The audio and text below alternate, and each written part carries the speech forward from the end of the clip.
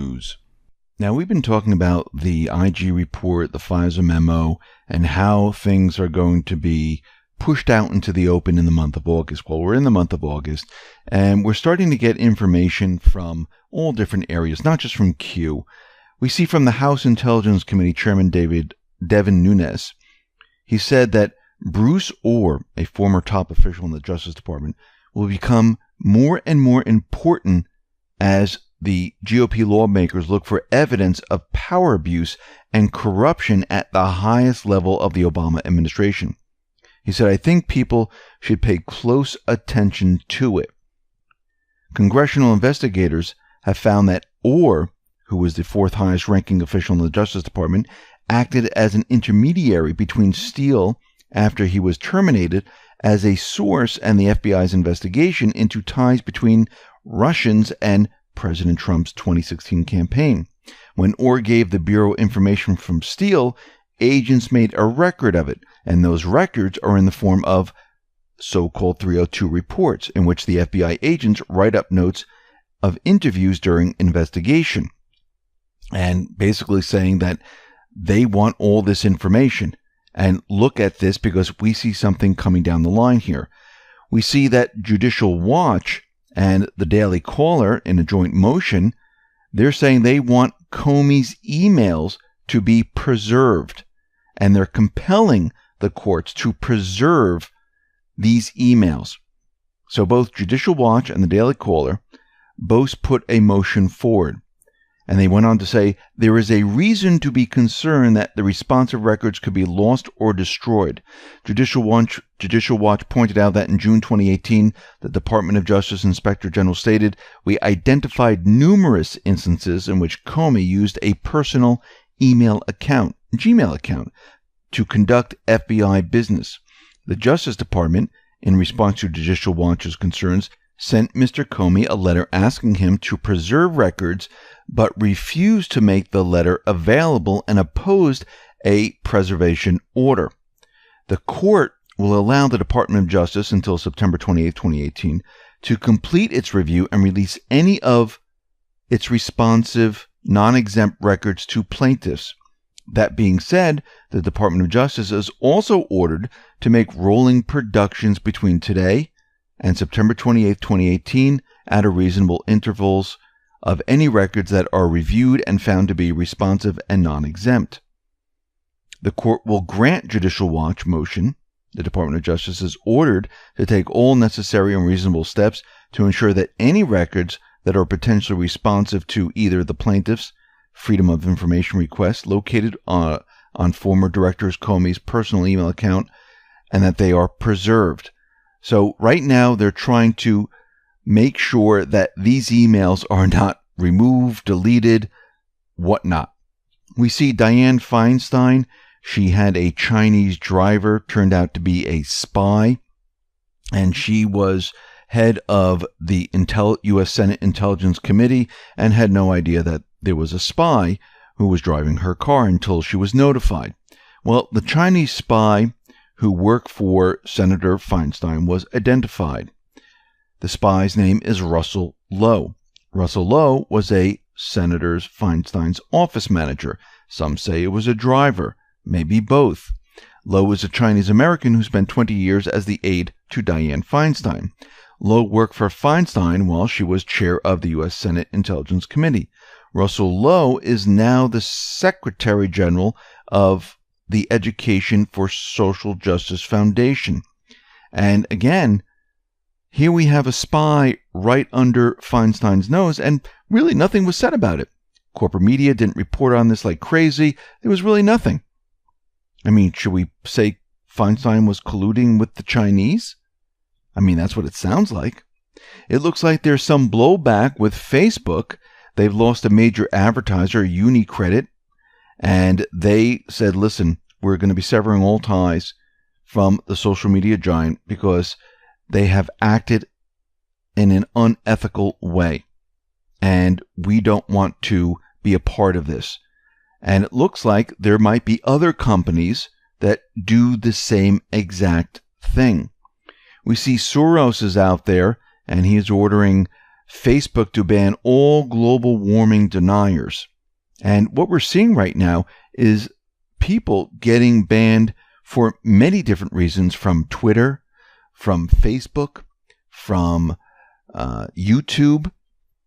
And it seems like they're trying to shut down anyone that will speak out against anything that doesn't jive with the mainstream media, with their narrative.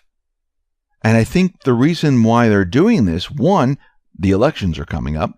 Two, I believe the release of the unredacted, declassified information, they don't want these people speaking about it.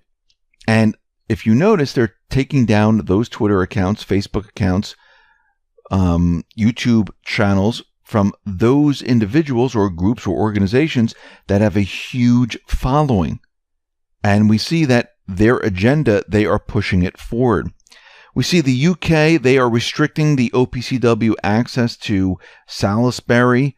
They're not allowing the OPCW to go in and do their job because they're saying, listen, it's already been done. We already have the evidence, and we don't need the OPCW specialist to perform extra tasks that might taint the information that we already have.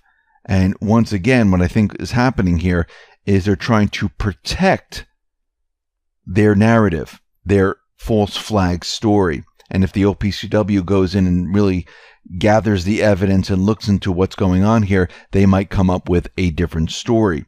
Because wouldn't you want another organization in there to say, hey, yes, we confirm this was a poisoning from Russia. It was Novichok. This is how it was done. But they don't want this to happen. We see Russia is sending additional military equipment to the Syrian army ahead of its expected advance in northern Latakia. And remember, up in the north, this is the last area where the Islamic State, al-Nusra, and the rest are hiding out. They're going to go in there and push them out. And once this happens, it is completely game over. And Russia and Syria, they will have complete and utter total control of the country once again. And we're getting to that point in time where the coalition forces, there is no reason for them to even be in there. We see Israel and Russia, they reached an agreement on the Golan Heights border where they agreed that, yes, the Syrian army is going to come down. They're going to abide by the 1974 agreement. It's all happening right in front of our faces. Yes, it'd be nice if it happened by snapping your finger, but things don't work that way. Everything has to be undone from the deep state. And it takes time because the deep state is still fighting against everything that's trying to be done. I mean, think about it. When North Korea, when peace talks were happening behind the scene, I mean, no one really believed this was really happening. When this was happening, the corporate media, even the alternative media channels were saying that, no, North Korea, they might fire a missile, we might go to war. This is not going to happen. Listen to the way that Trump's speaking. He's going to be pushing the nuclear button. We're going to be attacking. We have troops ready to go in. This is what McMaster's were continually saying. And it turned out, all of a sudden, there was a summit out of nowhere. Now, to those people that weren't paying attention, it seemed like it was completely out of nowhere. But for those who were paying attention, listening to Q, listening to what we were doing, researching this, you could see that this was all playing up to that point. Yes, it's easy to look back now and say, oh, I see how that happened. But we were reporting on this as it was happening, and people sometimes cannot see it. Just like right now. What's happening right now? The same thing's going to happen in Iran. The IG and the FISA memo, they're going to be declassified. The deep state is preparing for all of this. The economy is being pushed to the edge for the central bank to bring it down. And a lot of it, it's very difficult to see because we have many mainstream media outlets and others out there saying, you know, look how great the economy is. It's fantastic. Look what's going on here. And you need those people to keep the illusion up while work goes on in the background. But we're not here to look at the illusion. We're here to look beyond the illusion, behind the illusion, and to figure out what's really going on here. And we can see that the deep state, they're becoming very, very nervous because As we can see, there's also a report about Islamic State where they might use a chemical attack in the U.S. This is the deep state trying to push fear into the people. But as we know, they control the Islamic State. And will they do this? I don't think they'll get a chance to do this. We see the mainstream media is out there and they're saying, if Trump keeps this up about the press, someone might get killed. Now, this might be another staged event where we see a reporter maybe get killed, where they can turn around and say, see, we told you about this, and they blame it on Trump. Remember, they're getting very nervous and afraid. Channels, Twitter, Facebook, many individuals, they're being taken down. And we can see that the deep state, they're continually pushing their agenda and trying to control the situation, and it's becoming very, very difficult. Now, Q came out with additional posts. 1822, August 6. Psychological projection. Define conspiracy. 1. A secret plan by a group to do something unlawful or harmful. A conspiracy to destroy the government. 2. The action of plotting or conspiring. They were cleared of conspiracy to pervert the course of justice. Brackets, all bold, fake news. Fake news collaborating and pushing knowingly false information. Fake news knowingly, this is all caps, knowingly false narrative pushes. 1. POTUS colluded with Russia to win the 2016 presidential election. Fake. 2. POTUS is a puppet to Putin. Fake. 3. POTUS to harm relations with our allies. Fake. 4. POTUS will collapse the U.S. economy. No, POTUS is not going to collapse the economy. The central bank will. 5.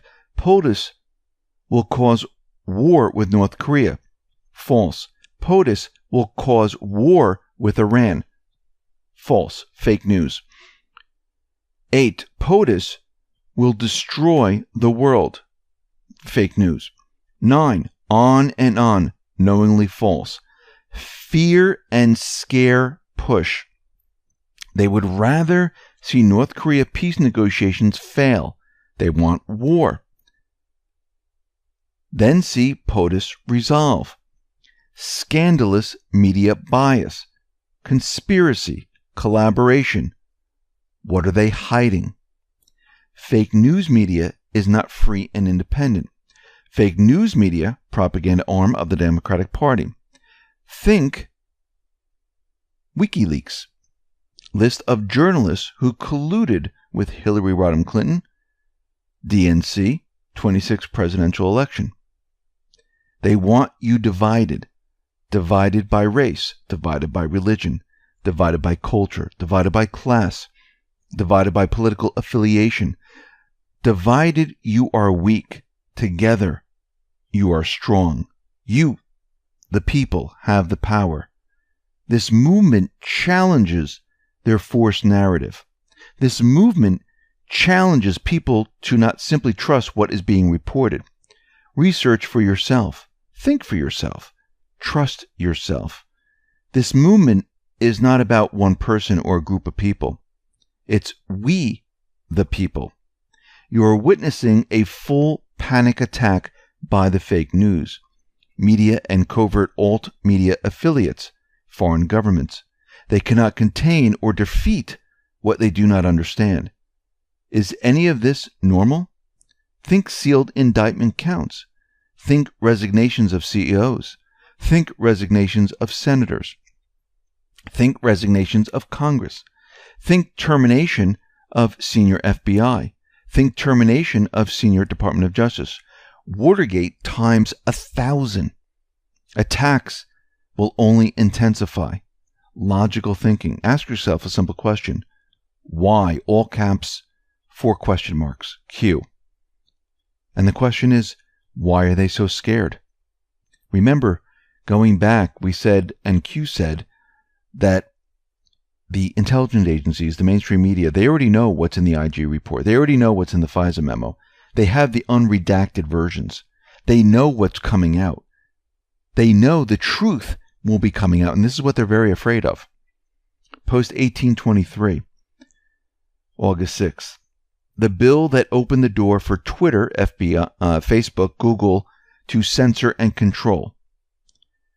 Gave a link. Congress.gov, Bill 114th Congress, House Bill 5181. Think Russian bots, think foreign propaganda, the more you know. Q. So we take a look at this. H.R. 5181, 114th Congress, 2015 to 2016. Countering Foreign Propaganda and Disinformation Act of 2016. This was hidden in the National Defense Authorization Act passed December 8th before Trump took office. One last present from Obama. And what this defense bill did was create a Center for Information Analysis and Response that was ostensibly, therefore, counterattacking foreign propaganda and political messaging. So let me read a part of this bill here. Section A, Establishment.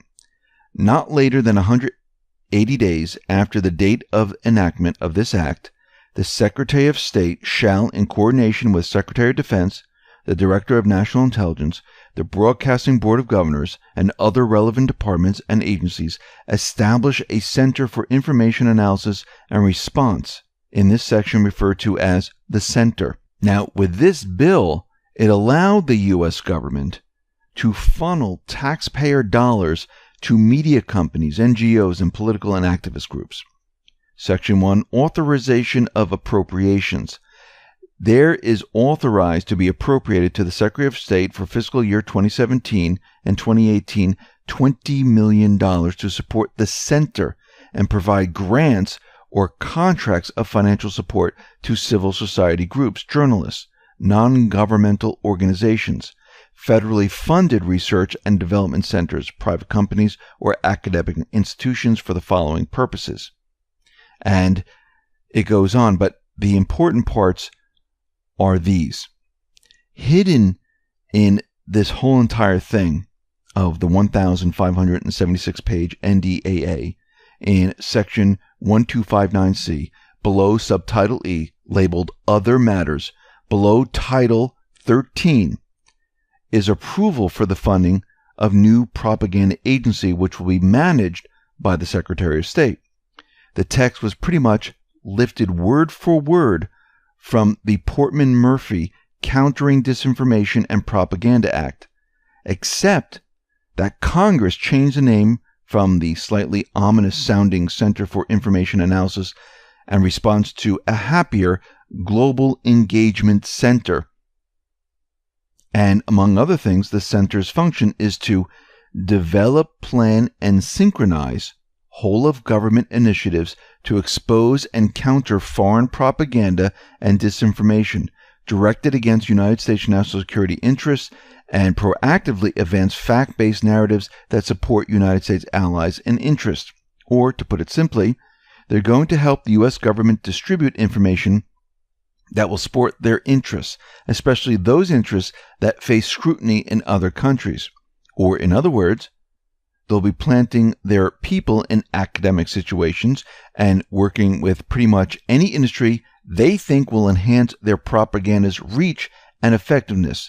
The section even approves funding to spy on journalists, social media groups, political parties, and NGOs. All of this to proactively advance fact-based narratives. Of course, see for yourself. The NDA lists one of the center's functions as identifying current and emerging trends, information obtained from print, broadcast, online social media, support for third-party outlets such as think tanks, political parties, and non-governmental organizations, and the use of covert or clandestine special operators and agents to influence targeted populations and governments. Lastly, this is, I think, one of the biggest parts and most worrying. Authority for grants. The center is authorized to provide grants or contracts of financial support to civil society groups, journalists, non-governmental organizations, federally funded research and development centers, private companies, or academic institutions for the following purpose: to counter efforts by foreign governments to use disinformation, misinformation, and propaganda to influence the policies and social and political stability of the United States. So basically, they're taking this and they've created a propaganda arm in the news organizations, and they're funding them with grants. Let's move on to post 1824, August 6. There's a graphic here. GDP estimates in trillions of US dollars. Canada, 1.8 trillion. France, 2.9. Germany, 4.2. Italy, 2.2. United Kingdom, 2.9. Japan, 5.2. Total, 19.2 trillion.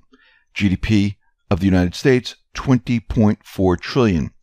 Ask yourself, and this is Q saying this, if the U.S. GDP is greater than the total of all other combined G7, which allowed us to negotiate from a position of strength, why would previous presidents knowingly unequally distribute America's wealth away by making unbalanced trade deals? Why was America's wealth being distributed worldwide? Why was the American taxpayer essentially subsidizing the rest of the world? The American taxpayer has no equal anywhere in the world. Access to the American consumer is essential for every major country in the world. America was systematically being weakened. Our military was systematically being weakened. America is back to leading. America first. This is what happens when POTUS has no strings attached. So the question is, why would they do all this? Well, think back. What were they trying to do here? They were trying to create a one-world government. They were using the NAFTA negotiation of trade.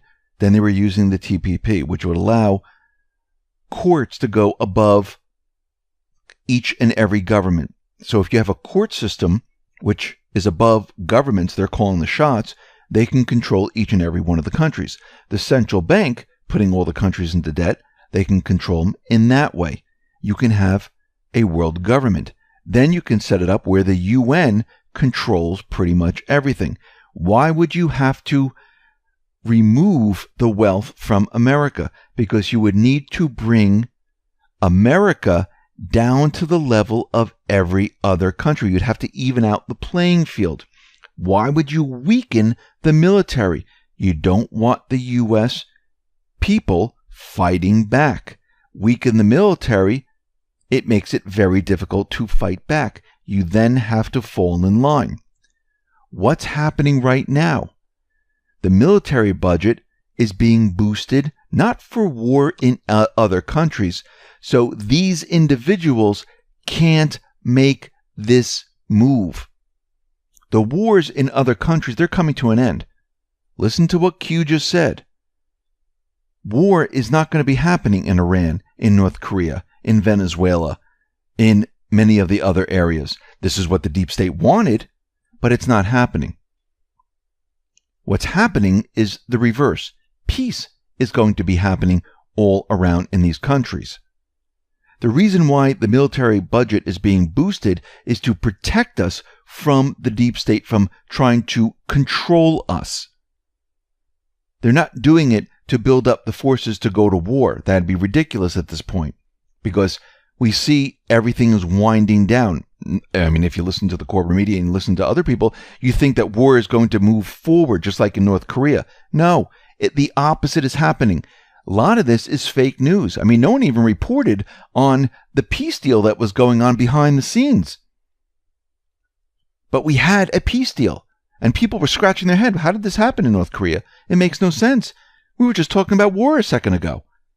The same thing in Syria. No one believes that the troops are going to be coming home, that the war is going to end, that we're not supporting the deep state army anymore, the paid mercenary Islamic State al-Nusra. This was the deep state. We're actually fighting against them. Special forces have been sent into Afghanistan to go after the remaining few.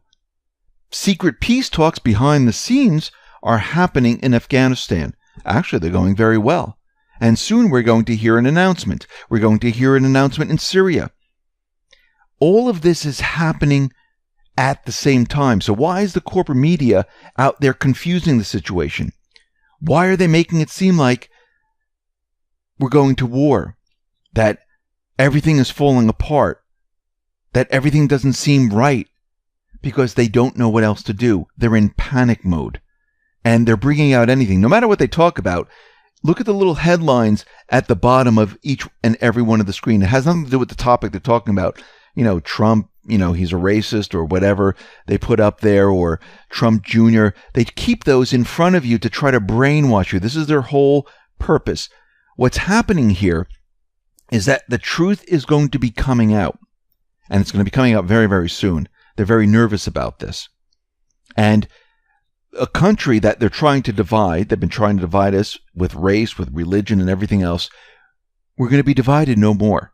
The country's going to come together. This is their worst nightmare. Because once you have a country that is on the same page, and a country that sees everything the same way, I'm not talking about everything, but sees what they have been doing, this is scary. Yes, there are going to be some people that still won't believe it, that will say, no way, this is impossible. But if you can get the majority on the same page and put the truth out there with documentation, propaganda can't strike it down. It's impossible. There's nothing they'll be able to do. Yes, they can use racist slurs, they can say hate, they can use propaganda, but all you have to do is show the truth. Now, is this going to be easy? No. Things are going to intensify to the X factor. It's going to look like it's the worst thing that we've ever seen. Think about a drug addict, for instance. Individual that is high on drugs, messed up his or her entire life, can't get off them, and then people, their friends, family, decide, something, no more. We're going to help our brother, sister, cousin, whoever it is, get off these drugs. So what happens? They take the individual and they take them off the drugs. The first couple of days or week is the worst. Going through withdrawal, pain, screaming and yelling, and eventually what happens is the person comes out of it. The same thing's going to happen here, where it's going to look like it's the worst thing that we've ever seen before, that things are not going the way we thought it was going to go. But what's really happening, this is the withdrawal process. This is the process where it's going to intensify to such a degree that people, the mainstream media, it's going to be all over the place. It's going to be the land of confusion. And once we get out of the land of confusion, all of a sudden we're going to see the light. And people are going to start to realize what's going on. Because once more and more information comes out, and you get a small percentage looking at this, researching, and then you get more, guess what is going to happen?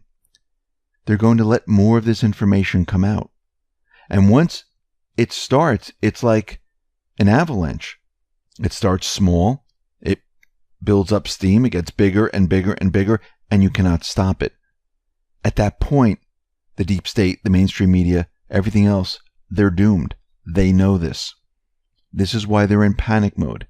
This is why they're pushing every possible angle story they can possibly think of to try to stop this. I mean, the only thing that they can do right now is maybe have an event of all events. But in the end, the whole purpose of this is to get everyone to come as one. Because once you have everyone as one, the power of the people is completely unstoppable. And this is what the deep state, the establishment, the central bankers have always worried about. They do not want a people together in a fight because they know they will lose. Actually, if you ever watched this Disney movie called The Bug's Life, and I watched this when my kids were very young, you saw, thousands and thousands of ants, and you had like 12 grasshoppers. And the 1,000 of ants, they always took their orders from the 12 grasshoppers because they were always afraid. And then one day they figured out if we band together, there's a lot more of us than there are of them. And we don't have to listen to them anymore. The same thing is happening right now. And here we are. And we're going to see things change quite a bit in the next couple of weeks.